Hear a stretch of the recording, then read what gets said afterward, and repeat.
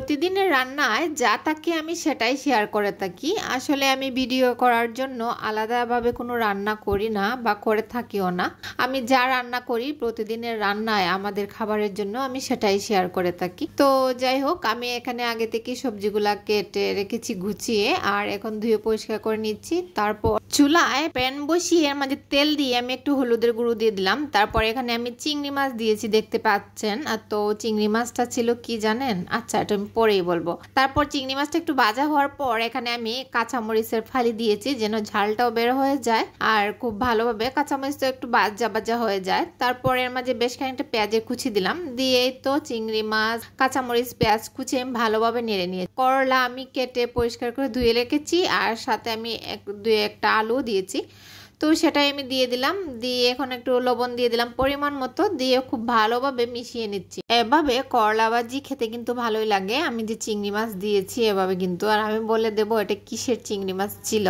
তো যাই হোক, আমার মেশানোটা হয়ে গিয়েছে। আমি ভাজিটা অন্য চুলায় দিয়ে দিলাম। এখানে আমি আরেকটা প্যান বসিয়ে এর মাঝে তেল দিয়ে আস্ত গরম মশলা দিয়ে দিলাম গোটা। তারপর বেশ খানিকটা পেঁয়াজের কুচি দিয়ে হালকা একটু নাড়াচাড়া করে নিচ্ছি। যখন পেঁয়াজটা নরম হয়ে যাবে এর মাঝে আমি লবণ দিয়ে দিলাম পরিমাণ মতো। তারপর এক এক করে সবগুলো গুঁড়ো মশলাই দিয়ে দিচ্ছি। হলুদের গুঁড়ো, মরিচের গুঁড়ো দিচ্ছি, হলো ধনিয়ার গুঁড়ো দেব, হলো আদা বাটা, একটুখানি রসুন বাটা দেব পরিমাণ মতো আর কি। বেশি রান্না করলে বেশি দিতে হয়, কম হলে কম। তো যাই হোক, আমি আমার পরিমাণ মতো দিয়ে দিলাম। দিয়েই তো মশলাগুলো খুব ভালোভাবে নাড়াচাড়া করে নিচ্ছি মিশিয়ে, আর একটু পানি দিয়ে দিলাম। দিয়ে এখন একটু নাড়াচাড়া করে মিশিয়ে নেব আমি।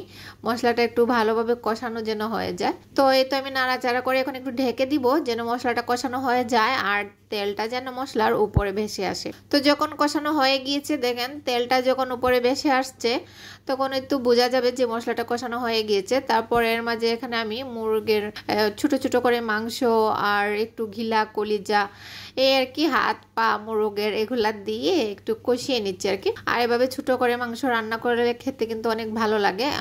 সবসময় বড় বড় করে খেতে কিন্তু ভালো লাগে না। তো আমার ওই পাশে মাংসটা কষানো হচ্ছে, আর এদিকে দেখেন আমার করলা ভাজি হয়ে গিয়েছে ফাইনালি। যাই হোক, একটা ভাজি আমার হয়েছে। এখানে আমি হাঁড়িতে একটু পানি দিয়ে আমি ডালটা আগেই ভিজিয়ে রেখেছিলাম, তো সেই ডালটা দিয়ে দিলাম। দিয়ে এখন লবণ দিয়ে দিলাম 1 চামচ। দিয়ে এখন আমি ডেকে একটু ডালটা সেদ্ধ করে নিব। আর আমি ডালটা এভাবেই রান্না করি, আমার কাছে সহজ মনে হয়, আপনারাও চাইলে এভাবে করতে পারেন। তারপর ডালটা যখন গলে গিয়েছে তখন আমি একটা ঘুটনি দিয়ে ঘুটে এখন পরিমাণ মতো পানি দিয়ে দিলাম ডাল রান্নার জন্য, আর 1 চামচের মতো হলুদ দিয়ে দিলাম। দিয়ে এখন আমি ভালোভাবে মিশিয়ে নিচ্ছি আর কি। আর ডালটা আমি পাশের চুলায় বসিয়ে দিলাম। ডালটা হতে একটু সময় লাগবে, ফুটুক এর ভিতরে আরো ভালো।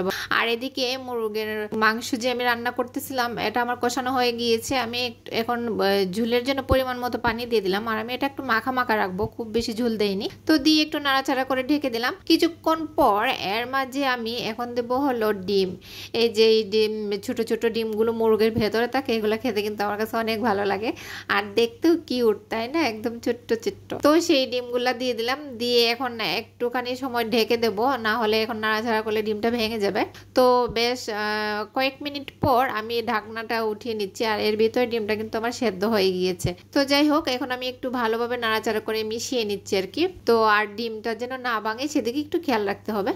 তারপর এখানে আমি ভাজা জিরে গুঁড়োটা পরিমাণ মতো ছিটিয়ে দিলাম, আর জিরে গুঁড়োটা তো অবশ্যই দিতে হয়, না হলে তরকারির সেন্ট আসবে না। তো 2 মিনিটের জন্য ঢেকে দিলাম।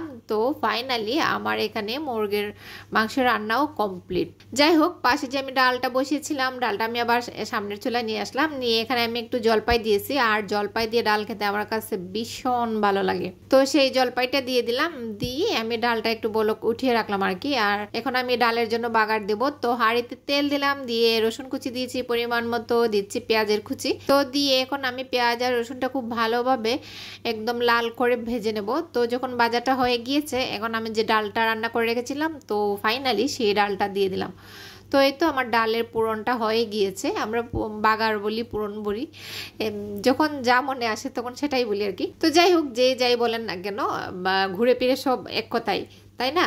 তারপর আমি তো ডাল দিয়ে ভালোভাবে নাড়াচাড়া করে নিচ্ছি, আর এর মাঝে কয়েকটা কাঁচামরিচ দিয়ে দিলাম। নাড়াচাড়া করে মেশানোর পর এর মাঝে আমি কয়েকটা কাঁচামরিচের টুকরো দেব।